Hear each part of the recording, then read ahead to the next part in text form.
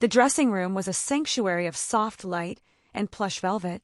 The air, thick with the scent of jasmine and the faint, sweet tang of setting spray, hummed with the quiet energy of pre-show preparation. Ariana Grande sat before the mirror, a vision in a cream-colored sweater that was comically oversized, swallowing her small frame. It was in these moments, before the lights and the roar of the crowd, that she became the version of herself the world knew best. It was a ritual, a transformation. Her hair, a waterfall of glossy, honey-blonde silk, was the first point of contact. It was a signature, an impenetrable curtain that framed her face with surgical precision. The high, severe ponytail was more than a style, it was an emblem. It pulled the skin at her temples taut, a subtle, permanent lift that made her cat-like eyes appear even more exotic and tilted. The extensions were a testament to art and artifice, cascading down her back in a shimmering river that looked impossibly healthy, a color that seemed to catch the light in 100 different ways. To her left, a makeup artist with a steady hand was perfecting the liner. Ariana's eyes were her primary tools of expression.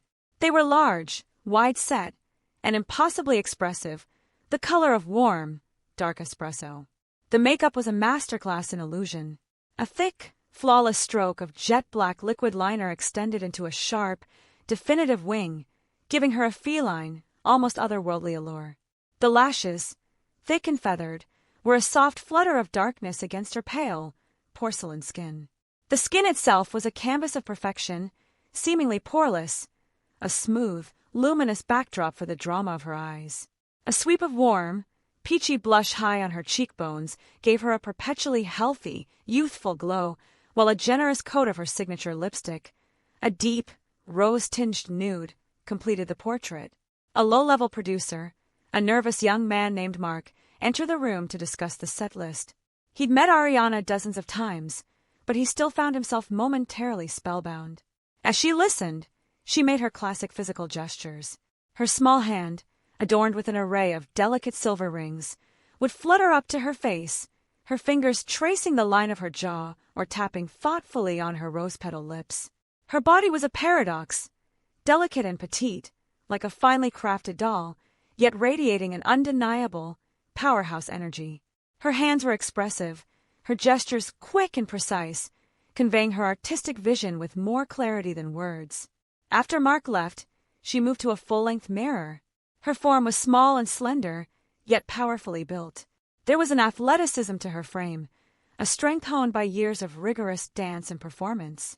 The signature thigh-high boots, a staple of her stage persona, were a part of this.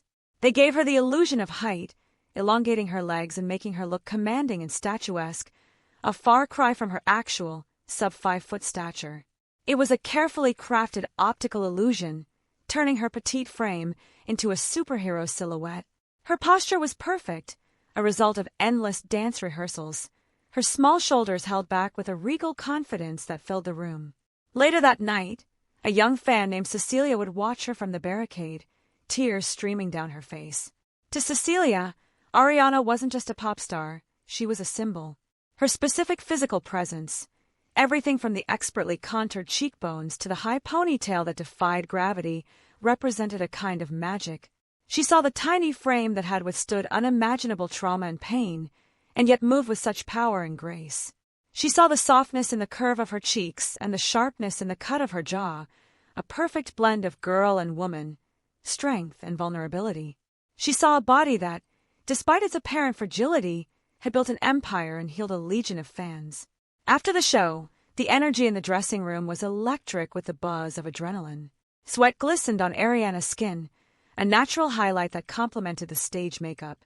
Her hair, still perfect, was slightly disheveled from the wind machines and the intensity of the choreography.